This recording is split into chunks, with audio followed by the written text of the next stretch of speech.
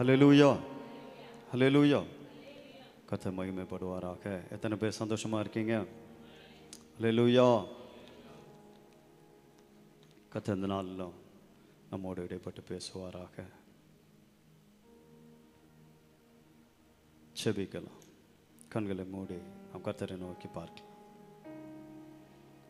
நல்ல தகப்பனே, உம்மை துதிக்கிறோம், உம்மை துதிக்கிறோம், உம்மை துதிக்கிறோம், துதிக்கிறோம், துதிக்கிறோம், ஸ்தோத்திரிக்கிறோம். ஆண்டவரே, இந்த நாளில் கூட எங்களோடு இடைப்பட்டு பேசும்படியாய் செபிக்கிறோம். ஆண்டவரே, உம்மை ஸ்தோத்திரிக்கிறோம், ஸ்தோத்திரிக்கிறோம், ஸ்தோத்திரிக்கிறோம், உம்மை உயர்த்துகிறோம். ஆண்டவரே,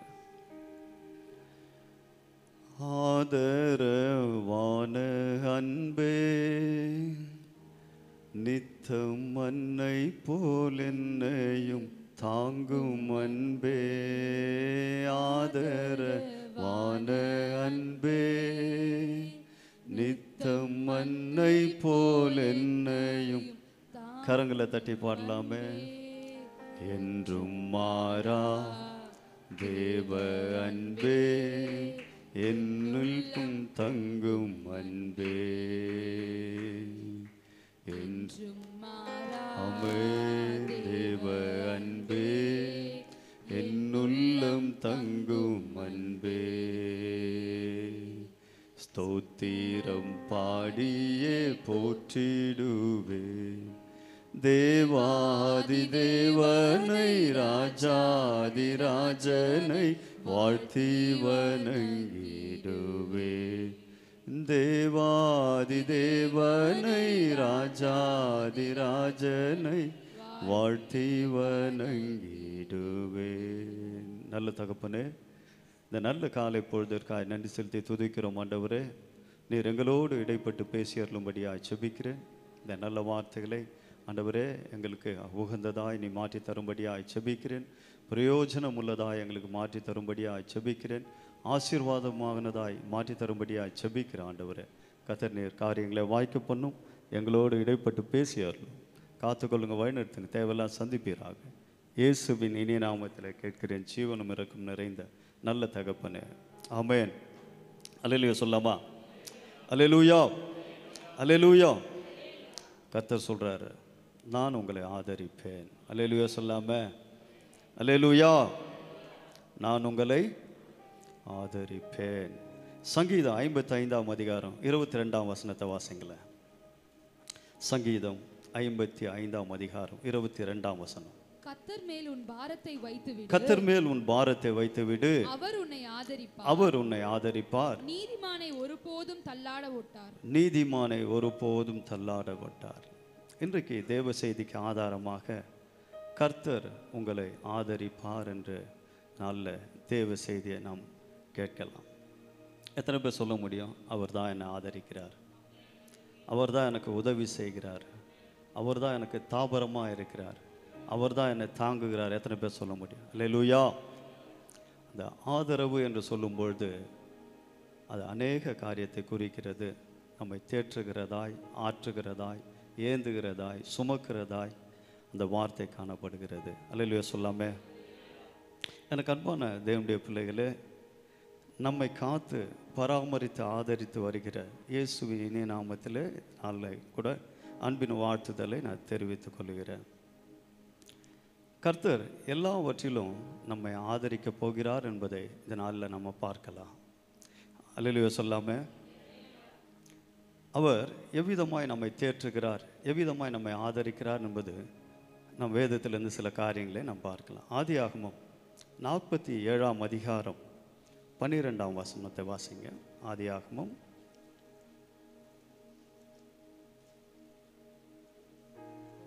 யோசேப்பு தன் தகப்பனையும், யோசேப்பு தன் தகப்பனையும், தன் சகோதரரையும், தன் சகோதரரையும், தன் தகப்பனுடைய குடும்பத்தார் அனைவரையும், தன் தகப்பனுடைய குடும்பத்தார் அனைவரையும் அவர்கள் குடும்பத்திற்கு தக்கதாய் ஆகாரம் கொடுத்து ஆதரித்து வந்தான். அல்லேலூயா சொல்லாம?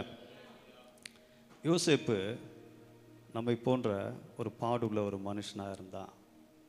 அவன் தகப்பனுக்கு எத்தனாவது பையன்? கடைசி பையன். மதிக்கவே இல்லை. ஆனால் அவங்க தகப்பன் மாத்திரம்தான் அவன் மேலே ரொம்ப அன்பாக இருந்தார். அவனுடைய நிலைமை பார்த்தீங்கன்னா, அவன் ஆடு மேய்க்கிறவனாக இருந்தான். எப்படி சொல்கிறதுன்றா, தன்னுடைய சகோதரர்களால் ஒதுக்கப்பட்டு வெறுக்கப்பட்டு அவனை அசட்டை பண்ணினவர்களாய் அவன் காணப்பட்டானான். யோசேப்பு தள்ளப்பட்ட ஒரு சூழ்நிலையில் இருந்த அந்த மனிதன் ஆண்டவரை நோக்கி தினந்தோறும் செபிக்கிறான், கனவு காண்கிறான். அந்த கனவை ஆண்டவர் நிறைவேற்றுகிறார். அல்லேலூயா சொல்லாம, ஜெபிக்கிற உனக்கு ஆண்டவர் துணையாக இருக்கிறார், ஆதரவாக இருக்கிறார், பராமரிக்கக்கூடியவராக இருக்கிறார். அல்லேலூயா சொல்லாம, அந்த மனிதனை தள்ளினாங்க, குழியில் போட்டாங்க, பணத்துக்கு விற்று போட்டாங்க. ஆனாலும் தேவன் மறக்கலை. அவங்க அப்பா அவனை பராமரிக்காமல் போனாலும் தேவன் அவனை பராமரித்தார். அல்லேலூயா சொல்லாம, சிறையில் அவனை தள்ளினார்களாம், அங்கேயும் தேவன் அவனை பாதுகாத்தார். அல்லேலூயா. அவன் ராஜாவுக்கு அருகாமையில் அமர்ந்து தேசத்தாருக்கு அநேக நன்மைகளை செய்தவனாய் காணப்பட்டானான். அல்லேலூயா சொல்லாம, அவனை கொண்டு அவனுடைய குடும்பத்தாரை தேவன் போஷிக்க வல்லமையுடையவராக இருந்தார். ஆமென்.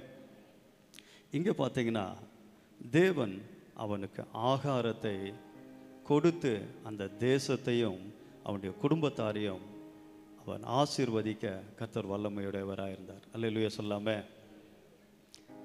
தன்னை விட்டுட்டாங்க, கை விட்டுட்டாங்க, பள்ளத்தில் போட்டுட்டாங்க, காசுக்கு விற்று போட்டுட்டாங்க என்று நினைக்காம அவனுடைய குடும்பத்தாருக்கும் அவன் போஜனம் கொடுத்தானா.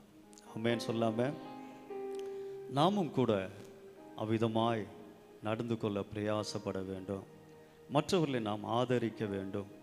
நம்முடைய சூழ்நிலை எவ்வாறு காணப்பட்டாலும் நாம் யோசேப்பை போல மற்றவர்களுக்கு ஆகாரத்தை கொடுத்து நாம் ஆதரிக்க வேண்டும். அல்லேலூயா சொல்லாம, வேதத்தில் இன்னொரு மனுஷனையும் நாம் பார்க்க முடியும். 1 ராஜாக்கள் 17:9-10 வரைக்கும் வாசிங்களேன். இங்கு எலியா என்கிற ஒரு மனுஷனை நாம் பார்க்க முடியும். நீ எழுந்து சீயோனுக்கு அடுத்த சாரிபாத் என்னும் ஊருக்கு போய் அங்கே தங்கியிரு. உன்னை பராமரிக்கும்படி அங்கே இருக்கிற ஒரு விதவைக்கு கட்டளையிட்டேன். தேவன் மனுஷனை கொண்டும் ஒரு குடும்பத்தையும் தேசத்தையும் போஷிக்க முடியும். இங்கு ஒரு விதவையை கொண்டு ஒரு தேவ மனுஷனை போஷிக்க கர்த்தர் வல்லமையுடையவராக இருந்தார். அவன் ரொம்ப சோர்ந்து போயிருந்தானா, வெகு தூரம் நடந்து செல்கிறவனாக இருந்தான். தேவன் சொல்றாரு, நீ சாரிபாத் ஊருக்கு போ, அங்கே ஒரு விதவையின் நிமித்தம் உனக்கு போஷிக்க நான் கட்டளையிட்டேன்னு சொல்றார்.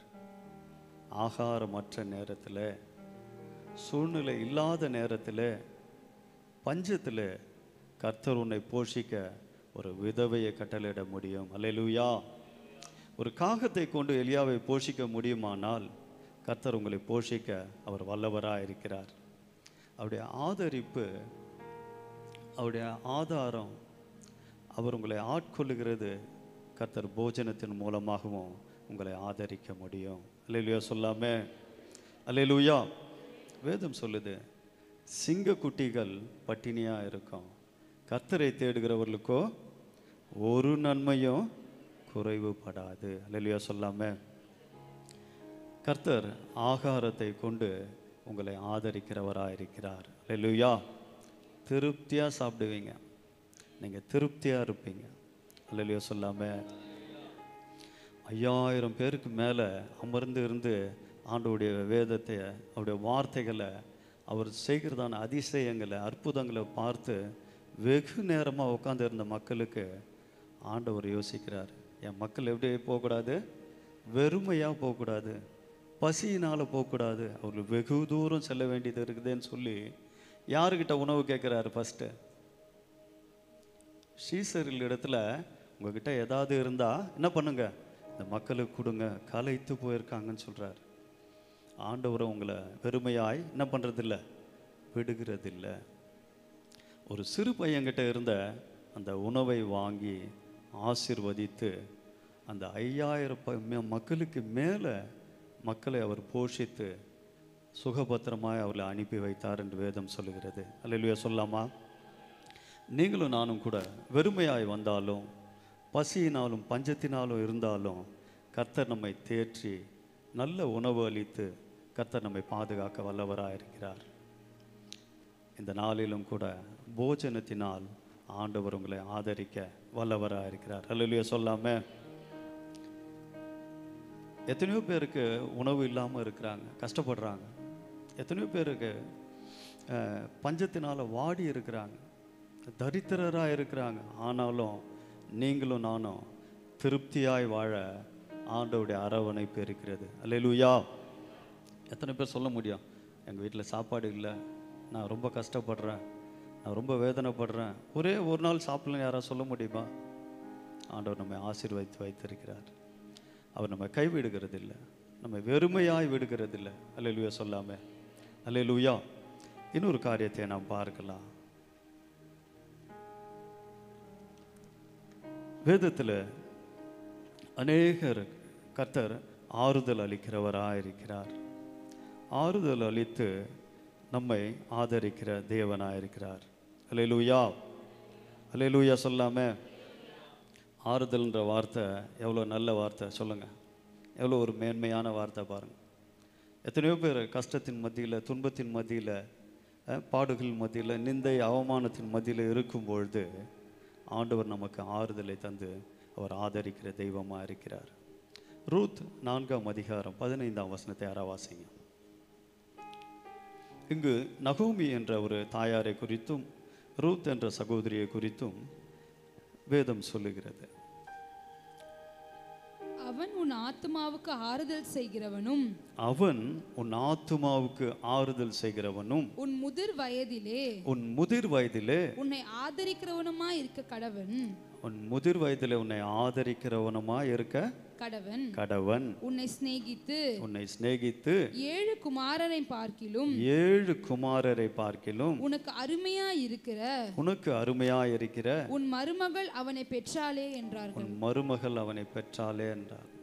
இங்கு அருமையாய் ரூத்துக்கு பிறந்த மகனை குறித்து வேதம் சொல்லுகிறது.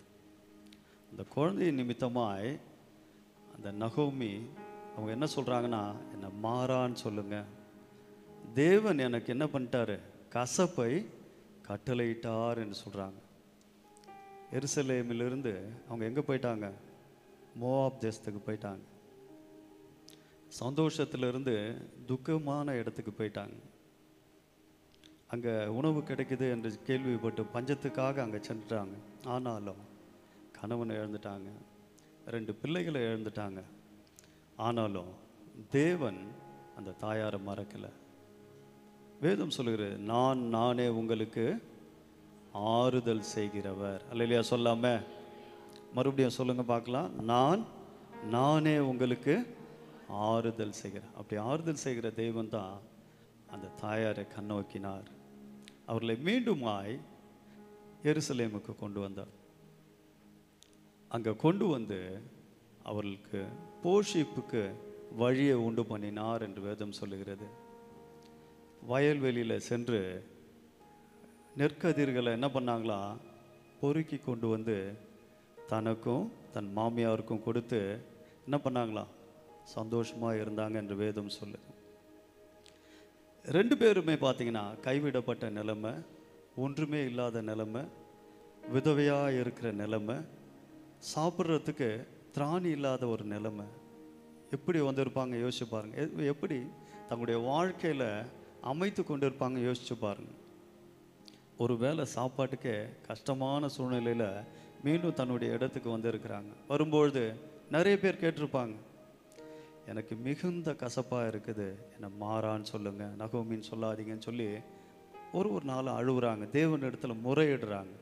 ஆனால் ரூத்துக்கோ கர்த்தருடைய கண்களில் தயவு கிடைத்தது. அல்லேலூயா சொல்லாம?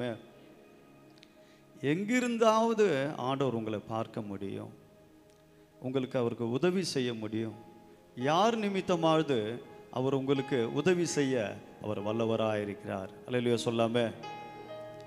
கர்த்தர் உதவி செய்வதில் முதல்வராக இருக்கிறார். முதன்மையானவராக இருக்கிறார். ஓடி வந்து உதவி செய்கிறவராக இருக்கிறார். நான் உனக்கு என்ன செய்யணும்னு கேட்குறாரு. வேற யாராவது கேட்பாங்களா நம்மள? அவனுக்கு ஏதாவது கிடைக்கட்டும், அவன் கேட்டு வாங்கிட்டோன்னு நினைப்பாங்க. ஆனால் அவர் சொல்கிறது வார்த்தை பாருங்க, நான் உனக்கு என்ன செய்யணும், நான் உனக்கு என்ன செய்ய வேண்டும் நீ நினைக்கிறேன்னு கேட்குறாரு.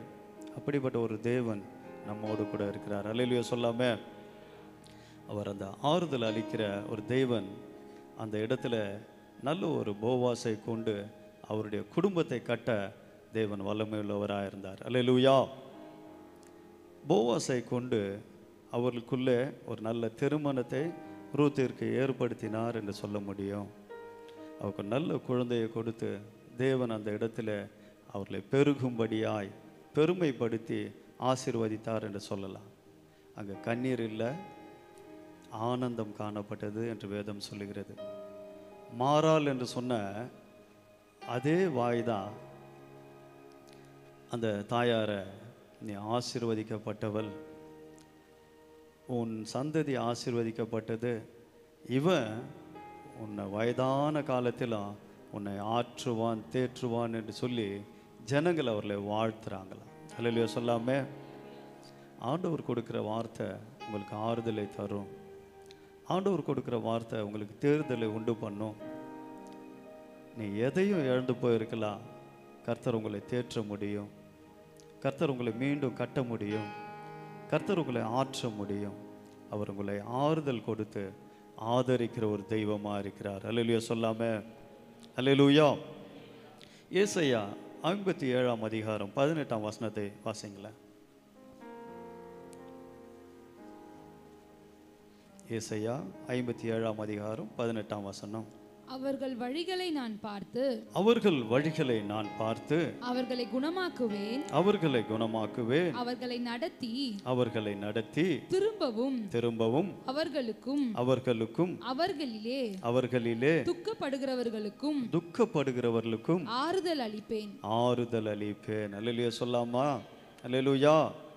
அவர்கள் வழிகளை நான் பார்த்து அவர்களை குணமாக்குவேன்.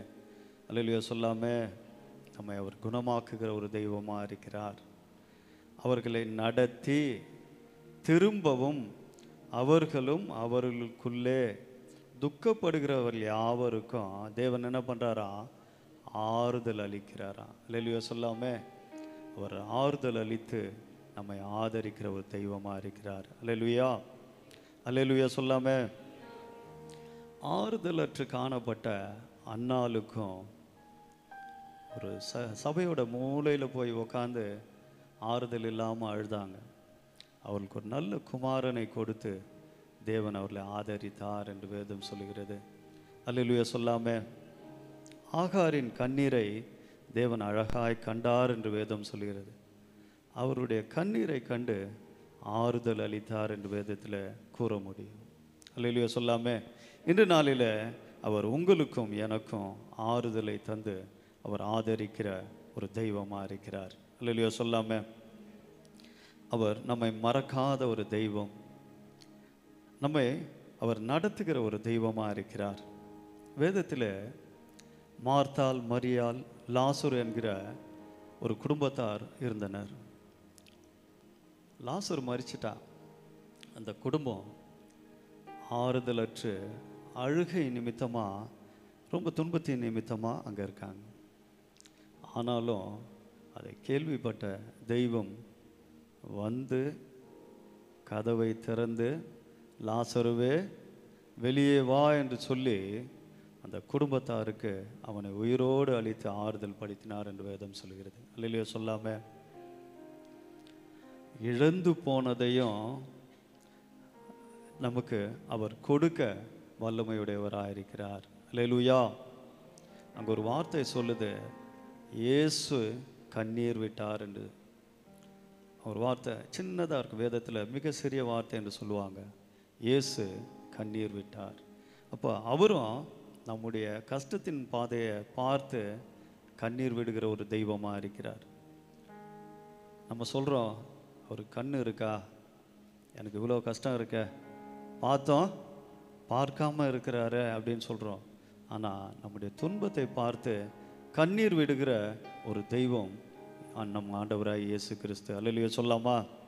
அவர் நமக்கு கண்ணீர் மத்தியிலேயும் நமக்கு ஆறுதல் அளிக்கிற ஒரு தெய்வமாக இருக்கிறார். அல்லேலூயா சொல்லாமே? அல்லேலூயா. அவர் உணவு கொடுத்து நம்மை ஆதரிக்கிற ஒரு தெய்வமாக இருக்கிறார். ஆறுதல் தந்து நமக்கு ஆதரிக்கிற ஒரு தெய்வமாக இருக்கிறார். அல்லேலூயா சொல்லாமே? ஒரு நேரத்தில் ஒரு விதவை தாயோடைய மகனை பாடையில் கொண்டு வராங்க. இருக்கிறது ஒரு மகன்தான். அவனை கொண்டு தான் அவனுடைய குடும்பத்தார் போஷிப்புக்கு வழிநடத்த முடிந்திருந்தது. அந்த மகனை தோளில் தூக்கிட்டு வராங்க. தாயார் முன்பதாக வராங்க. அதை பார்த்து தேவன் அவர்களுக்கு அந்த மகனை உயிரோடு எழுப்பி அந்த தாயாருக்கு ஒரு ஆறுதலை அளித்தார் என்று வேதம் சொல்லுகிறது. அல்லேலூயா சொல்லாமே? எதை இழந்தாலும் கர்த்தர் திரும்ப அதை தர வல்லவராக இருக்கிறார். அல்லேலூயா. உன் துக்கத்திலேயும் உன் சந்தோஷத்திலேயும் உண்மையாக அவரை நீ தேடும் பொழுது அவர் உன்னை ஆதரிக்க வல்லமையுடையவராக இருக்கிறார். அல்லேலூயா சொல்லாமே? அல்லேலூயா. அல்லேலூயா. இன்னொரு காரியத்தை நாம் பார்க்கலாம். சங்கீதம் 146 அதிகாரம் 9 சங்கீதம் 146 அதிகாரம் 9 பரதேசிகளை கர்த்தர் காப்பாற்றுகிறார். கர்த்தர் காப்பாற்றுகிறார். அவர் திக்கற்ற பிள்ளைகளையும் விதவைகளையும் ஆதரிக்கிறார். துன்மார்க்கரின் வழியோ கவிழ்த்து போடுகிறார். போதும்.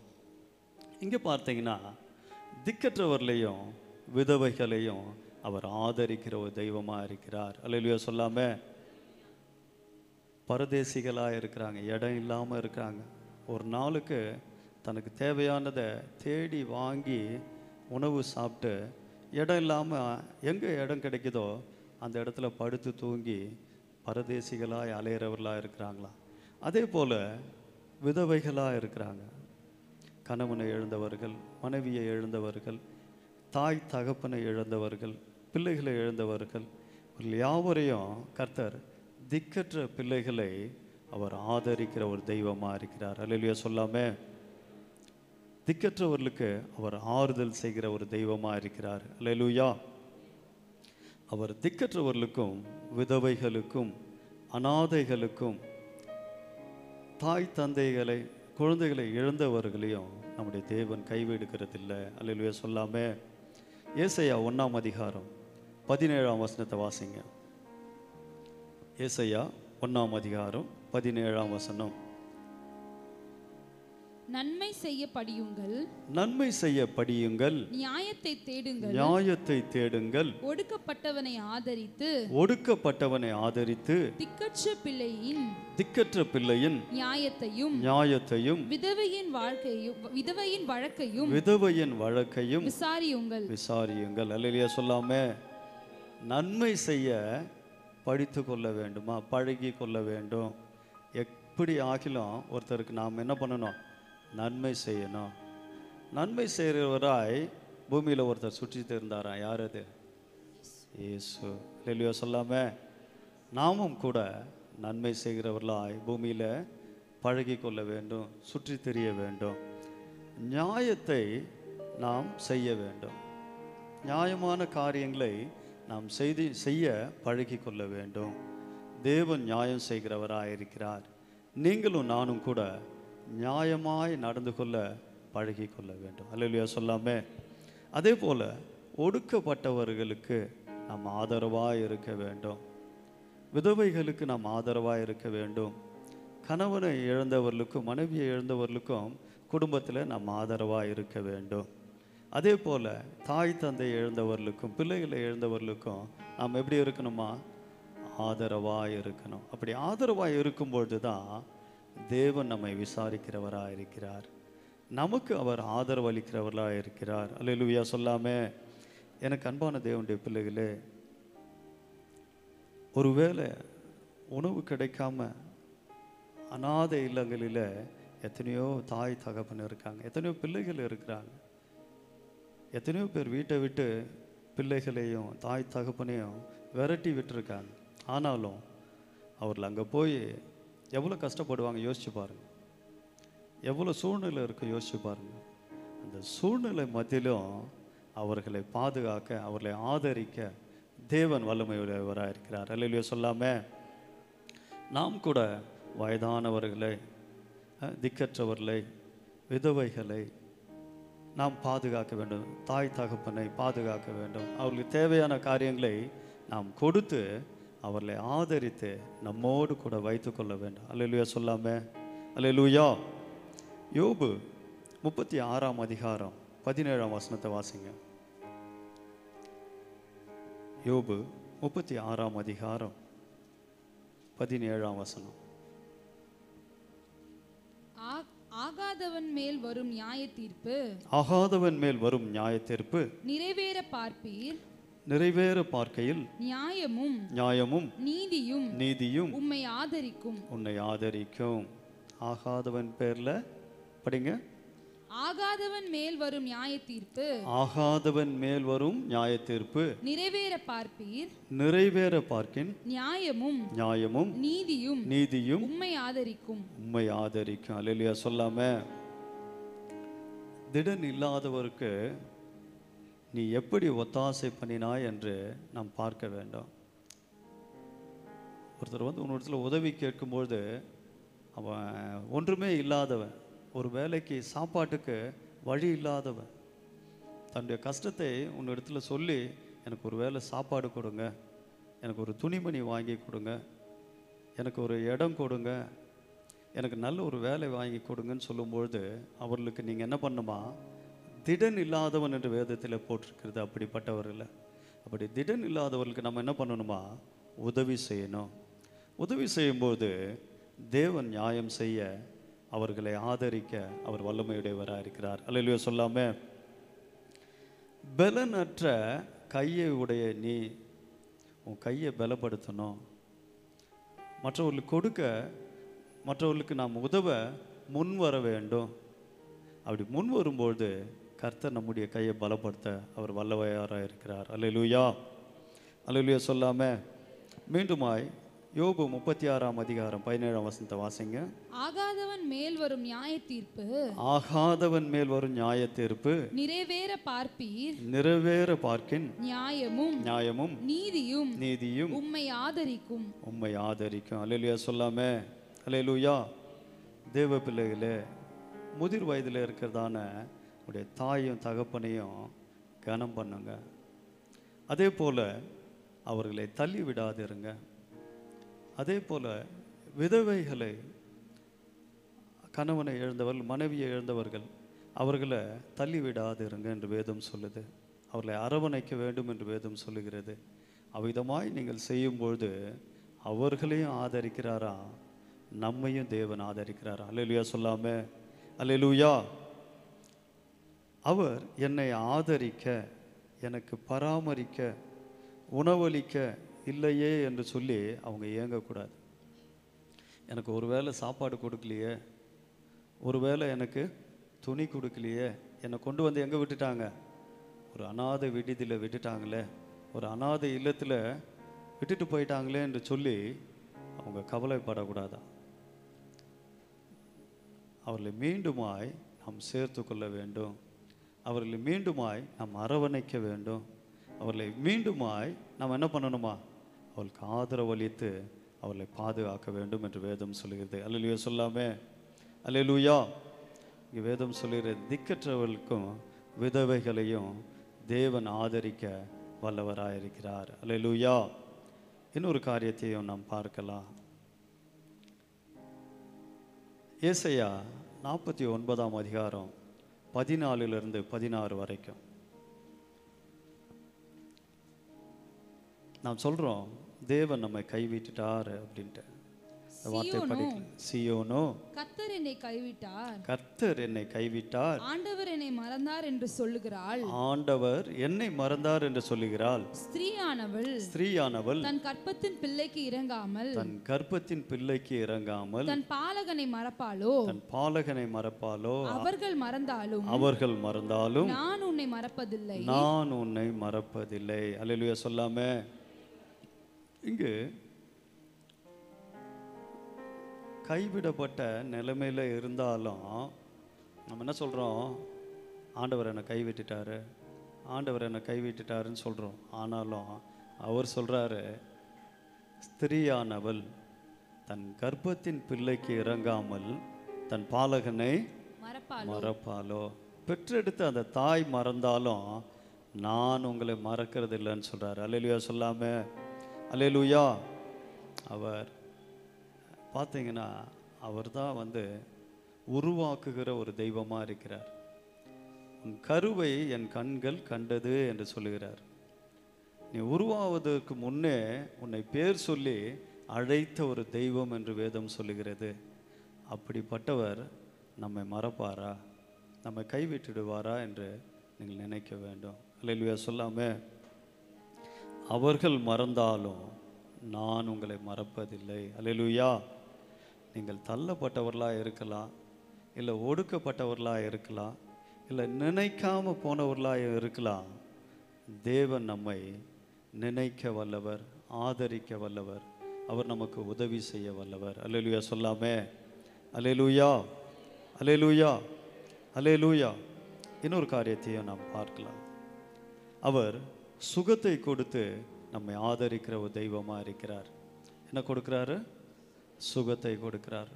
முதலாவது ஆகாரத்தை கொடுக்கிறார், இரண்டாவது ஆறுதலை கொடுக்கிறார், மூன்றாவது திக்கற்ற பிள்ளைகளுக்கு அவர் ஆதரவாக இருக்கிறார், நான்காவது தேவன் சுகத்தை கொடுத்து அவர் ஆதரிக்க வல்லமையுடையவராக இருக்கிறார். அல்லேலூயா சொல்லாம லூக்கா 13ஆம் அதிகாரம் 11ஆம் வசனம் முதல் 13ஆம் வசனம் வரைக்கும் வாசிங்களேன்.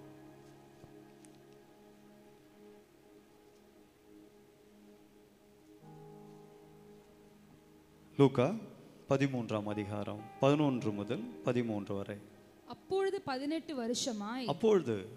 வருஷமாய் பலவீனப்படுத்தும் ஆவியை கொண்ட ஒரு ஸ்திரீ அங்கிருந்தாள். பலவீனப்படுத்தப்பட்ட ஆவியை உடைய ஒரு ஸ்திரீ அங்கு இருந்தால், அவள் எவ்வளவும் நிமிரக்கூடாத கூனியாய் இருந்தாள். அவள் நிமிரக்கூடாத ஒரு கூனியாய் இருந்தால், இயேசு அவளை கண்டு தம்மிடத்தில் அழைத்து ஸ்திரீயே உன் பலவீனத்தினின்று விடுதலையாக்கப்பட்டாய் என்று சொல்லி, பலவீனத்திலிருந்து விடுதலையாக்கப்பட்டாய் என்று சொல்லி அவள் மேல் தமது கைகளை வைத்தார். அவர் மேல் தன் கைகளை வைத்தார். உடனே அவள் நிமிர்ந்து தேவனை மகிமைப்படுத்தினாள். போதும். எத்தனை வருஷமா? 18 வருஷமாய் நிமிரக்கூடாத கூனியா இருந்தாங்களாம். நேரா இல்லாம இப்படியே வளைஞ்சு போயிருந்தவங்களுக்கு அவங்களுடைய நிலைமையை யோசிச்சு பாருங்க, எவ்வளோ கஷ்டம் இருக்குன்னு யோசிச்சு பாருங்க. எல்லாரும் எப்படி பார்க்கணும்? இப்படி தான் பார்க்கணும். அவங்க தலையை ஃபுல்லாக நிமித்தி தான் மேலே பார்க்கணும். எவ்வளோ கஷ்டப்பட்டுருப்பாங்க யோசிச்சு பாருங்க. 18 வருஷமாய் கஷ்டப்பட்ட அந்த ஸ்திரீயை தேவன் கண்டாராம். அவரே அருகாமையில் அழைக்கிறாரு, அவர்களுக்கு சுகத்தை கொடுக்கிறார். தன் கரத்தை வைத்து மனதுருகி அவர்களுக்கு சுகத்தை கொடுத்து அவர்களை ஆதரிக்கிறார். அல்லேலூயா சொல்லாமே அல்லேலூயா அல்லேலூயா. சுகவீனமாய் வந்திருந்தாலும் கர்த்தர் உங்களுக்கு சுகத்தை கொடுக்க, உங்களுக்கு அவர் உங்களுடைய காயத்தை கட்ட அவர் வல்லமையுடையவராக இருக்கிறார். அல்லேலூயா சொல்லாம மத்தேயு 8ஆம் அதிகாரம் 1ஆம் வசனம் முதல் 3ஆம் வசனம் வரைக்கும் வாசிங்கள. இங்கு குஷ்டரோகம் உள்ள ஒரு மனிதனை குறித்து நாம் பார்க்கிறோம். அவர் மலையிலிருந்து இறங்கின பொழுது திரளான ஜனங்கள் அவருக்கு பின் சென்றார்கள். அப்பொழுது குஷ்டரோகி ஒருவன் வந்து அவரை பணிந்து ஆண்டவரே உமக்கு சித்தமானால் என்னை சுத்தமாக்க உம்மால் ஆகும் என்றான். எனக்கு சுத்தமாக்க உம்மால் ஆகும் என்று சொன்னார். அல்லேலூயா சொல்லாமே. நீங்கள் கேள்வி கேட்டால் தேவன் என்ன பண்ணுவாரா? பதில் கொடுப்பார். நீங்கள் கேள்வி கேட்கலன்னா என்ன பண்ணுவார்? அமைதியாக தான் இருப்பார். ஆனாலும் இந்த மனுஷனை தேவன் கேள்வி கேட்குறாரு. வாசிங்களேன் அதை மீண்டுமா. இயேசு தமது மூன்றாவது வசனத்தை வாசிங்க. இயேசு தமது கையை நீட்டி, இயேசு தன்னுடைய கையை நீட்டி அவனை தொட்டு எனக்கு சித்தம் உண்டு சுத்தமாகு என்றார். அல்லேலூயா சொல்லாமே. உனக்கு சுகம் கிடைக்க வேண்டுமானால் நீ தேவனை நாடி வர வேண்டும். உன்னுடைய காரியத்தை அவரிடத்தில் வெளிப்படுத்த வேண்டும். என்னை சுகமாக்க உம்மால் மாத்திரம் ஆகும் என்று நீ நம்ப வேண்டும், விசுவாசிக்க வேண்டும். அப்படி நம்பும் பொழுது அவர் கேட்குறாரு, நான் உனக்கு என்ன செய்யணும், நான் சுகப்படுத்த முடியும் என்று நீ நம்புறியான்னு கேட்குறாரு. உண்மையாக நாம் நம்பும் பொழுது அவர் சுகப்படுத்த அவர் வல்லமையுடையவராக இருக்கிறார். அல்லேலூயா சொல்லாமே. அவன் என்ன பண்ணுறாரா, ஒரு குஷ்டரோகியை பக்கத்தில் கூட நம்ம போக மாட்டோம், அவ்வளோ நாற்றம் அடிக்கும் அவன் மேலே. பார்த்தீங்கன்னா ஃபுல்லாக அங்கங்கே அவன் என்ன பண்ணியிருப்பான், பேண்டேஜ் போட்டு சுற்றிட்டு இருப்பான். நம்முடைய கைகள் மாறி இருக்காது, அவனுடைய கை மாறி மாறி மாறி குஷ்டம் அவனுடைய கைகளை அரித்து போயிருக்கும், கால்களை அரித்து போயிருக்கும், உடல்கள் அழுகி போயிருக்கும். அவ்வாறு இருக்கிறவனை நாம் கூட போய் நேசிக்க மாட்டோம். ஆனால் நம்முடைய ஆண்டவராக இயேசு கிறிஸ்து அவனை நேசித்து அவனை வரவழைத்து அவனுக்கு சுகத்தை கொடுத்து அவனை ஆதரித்தார் என்று வேதம் சொல்கிறது. அல்லேலூயா சொல்லாமே. அல்லேலூயா. அப்போஸ்தலர் 4ஆம் அதிகாரம் 8 முதல் 10 வசனங்களை வாசிங்களேன். அப்போஸ்தலர் 14ஆம் அதிகாரம் 8 முதல் 10 வசனங்கள்.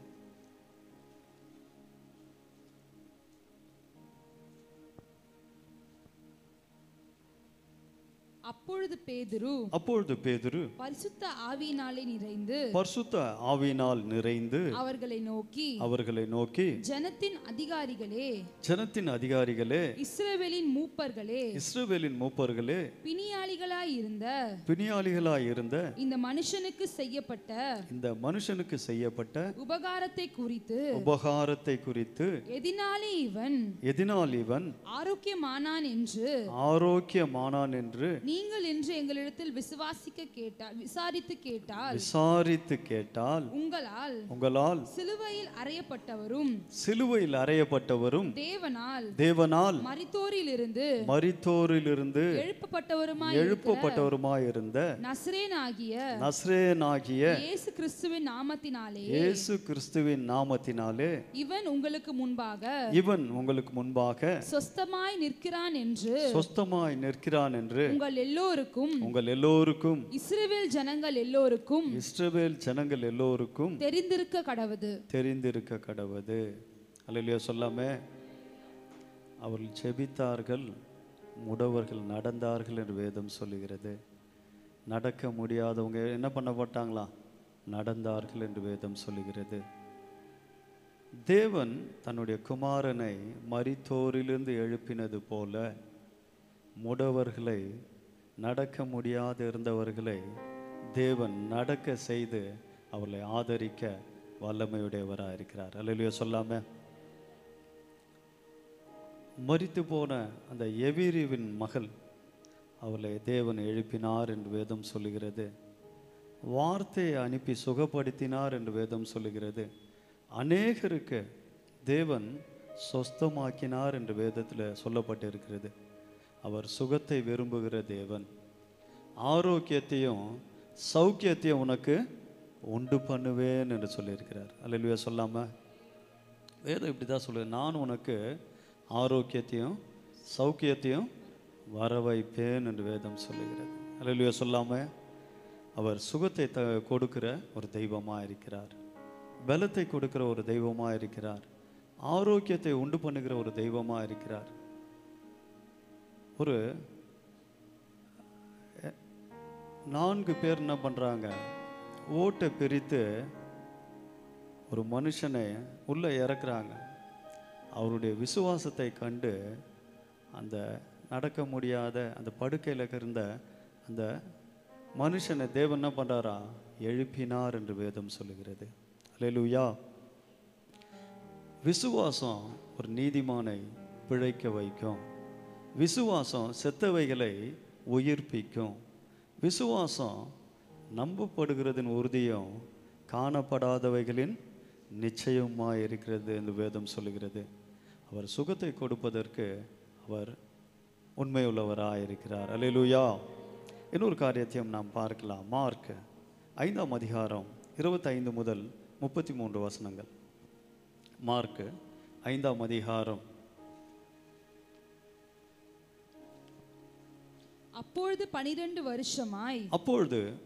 வருஷமாய் பெரும்பாடு உள்ள ஒரு ஸ்திரீ அநேக வைத்தியர்களால் மிகவும் வருத்தப்பட்டு தனக்கு உண்டானவைகளை எல்லாம் செலவழித்து சற்றாகிலும் குணமடையாமல் அதிக வருத்தப்படுகிற பொழுது இயேசுவை குறித்து கேள்விப்பட்டு நான் அவருடைய வஸ்திரங்களை ஆகிலும் தொட்டால் போதும், நான் அவருடைய வஸ்திரத்தின் ஓரத்தையாவது தொட்டால்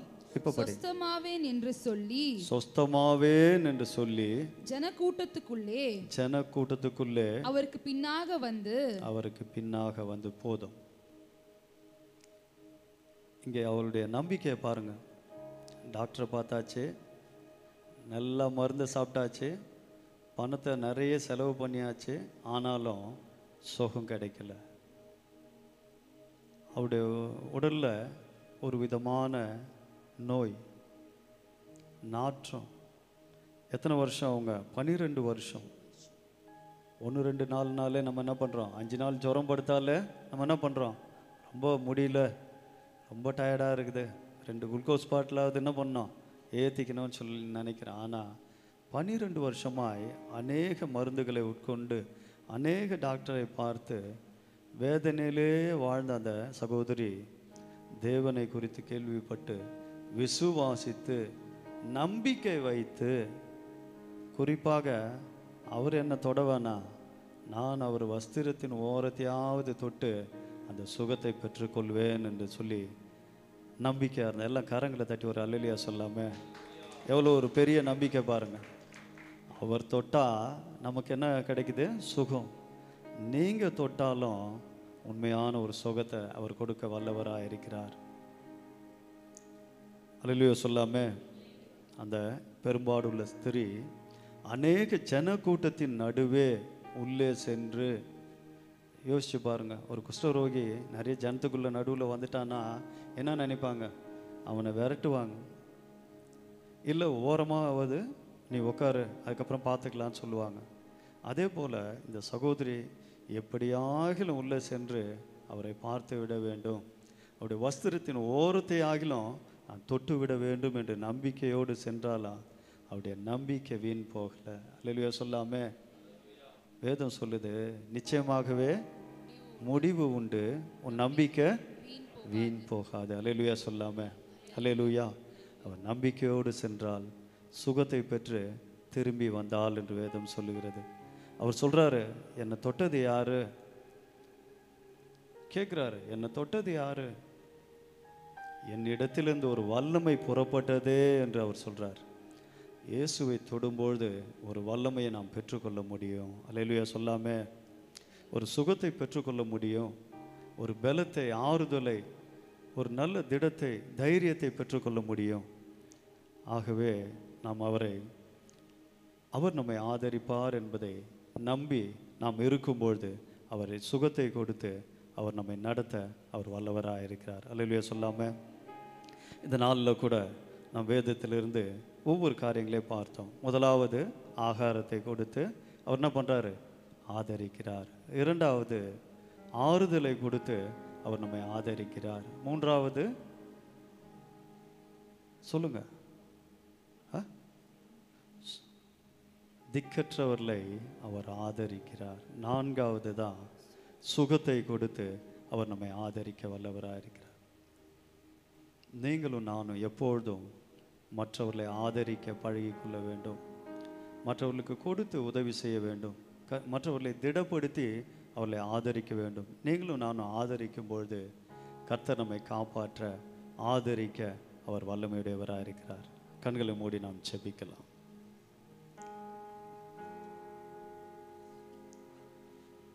அல்லேலூயா. நம்மை காக்கும் தேவனவர், நமது நிழலாயிருக்கின்றவர், நம்மை காக்கும் தேவனவர். நமது நிழலாய் இருக்கின்றவர், கர்த்தர் மேல் பாரத்தை வைத்து விடு, கலங்கி தவிக்காதே. அவரே உன்னை ஆதரிப்பார், அதிசயம் செய்வார். அவரே உன்னை ஆதரிப்பார், அதிசயம் செய்வார். நல்ல தகப்பனே, சங்கீதத்தில் சொன்னது போல கர்த்தர் மேல் உன் பாரத்தை வைத்து விடு, அவர் உன்னை ஆதரிப்பார், நீதிமானை தள்ளாட ஒட்டார் என்று உடைய வார்த்தை சொன்னது போல இந்த நாளில் நீர் எங்களோடு பேசின நல்ல வார்த்தைக்காய் நன்றி செலுத்துகிற ஆண்டவரே. இந்த நல்ல ஆதரவுக்காய் ஆதரிப்புக்காய் நன்றி செலுத்தி உம்மை துதிக்கிறேன் ஆண்டவரே. எங்களோடு நீர் இடைப்பட்ட நல்ல காரியத்துக்காக உமக்கு நன்றி செலுத்துகிறேன். நாங்கள் வெறுமையாய் திரும்பாமல் நல்ல உடைய வார்த்தைகளோடு ஆண்டவரே நாங்கள் திரும்புகிறோம். கர்த்தர் எங்களை ஆசீர்வதியும் வழிநடத்தும். எங்களோடு பேசியமைக்காக நன்றி செலுத்துகிறேன். காத்துக்கொள்ளுங்க, வழிநடத்துங்க.